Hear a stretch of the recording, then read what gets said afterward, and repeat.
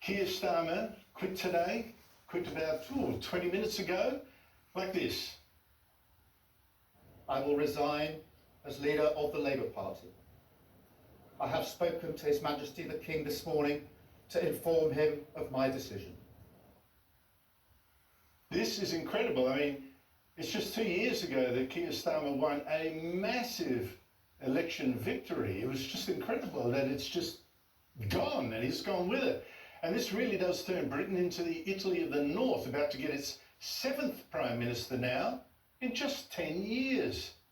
It's as if Britain is now ungovernable, too divided, getting poorer. And the job, of course, was just too hard for Starmer, in particular, a former human rights lawyer and Crown prosecution boss, who broke down at the end of his speech outside his Downing Street home. I shall spend more time on the most important job, being the best husband I can to my fantastic wife Vic, who has been a rock by my side through good times and bad, and being the best dad I can to my beautiful children, who are my pride and my joy. Thank you very much.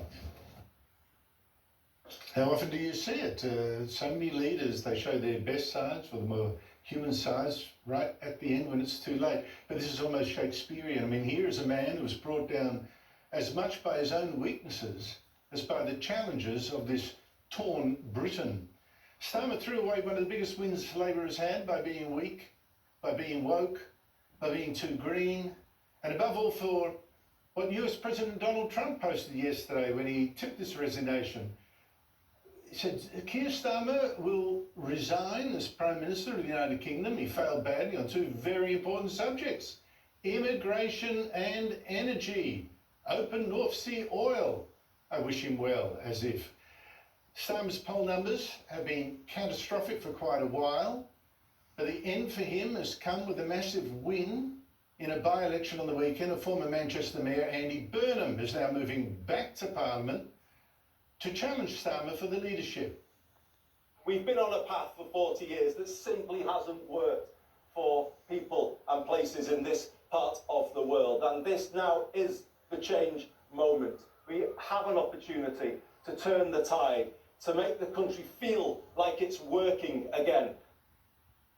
Joining me from London is our Monday regular Talk TV presenter, Samara Gill. Samara, I mean, you know, you tipped this before yourself, but tell us about this Andy Burnham and why so many Labour MPs think he's God's gift to the Labour Party. Yeah, it's a good question. I actually just spent the sort of last part of the week with Andy Burnham and his team, kind of following him around Makerfield and the country, just to see what type of person this Prime Minister in waiting now is. And I've got to say, I was quite surprised. He's very likeable, he's very charismatic.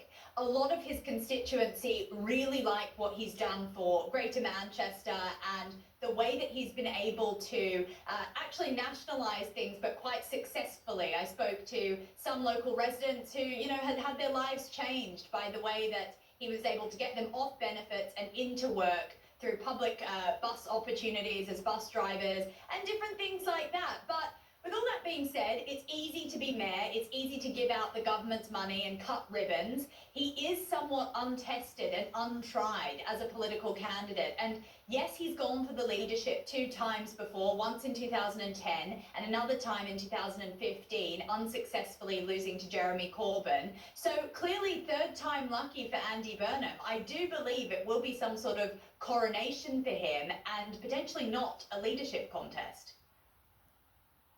I suspect you're right. Yeah, he's held high office in Westminster, in the Parliament there.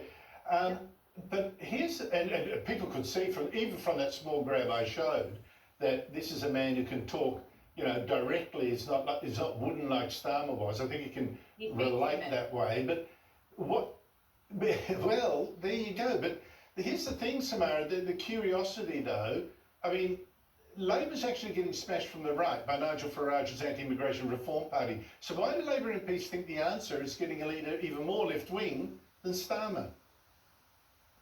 It's a really good question, and it goes back to why Keir Starmer was elected in the first place, which was on a mandate of change, which he absolutely didn't deliver. And my jaw was on the floor when he was reeling off during that speech he just made about how he's improved defence, with the defence secretary resigning last week, how he stopped the boats. There's been over 70,000 illegal migrants crossing the channel under his watch. Woefully, one woman died over the weekend in the channel because of government incompetence. He hasn't stopped any of the trafficking gangs, any of the dark and murky waters, and the economy. The economy has completely tanked because of the left-wing policies of Rachel Reeves, who I think will also be out the door alongside Keir Starmer. But I think the reason that Andy Burnham is so popular and why he'll probably be able to hopefully group together is because when you look at the election that happened over the weekend in Makerfield, he was actually able to garner together a Lib Lab Green alliance. So what I mean by that is our Liberal Democrat Party and our Greens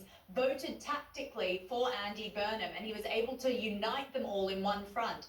And that's something that the right wing has had a real problem with. Farage has been basically absolutely come at by Restore, which is Rupert Lowe's party, and that's another right-wing party with very similar sort of policies, although much further to the right, in my view, and that's been a big problem. The right doesn't tend to actually mobilise and group together like the left does, and I foresee that as a big issue in the future, Andrew. Yeah, you're absolutely correct, but it's also interesting that even together, if you could have added them up, but Britain doesn't have a preferential voting system, the Restore and Reform votes were still way under what Andy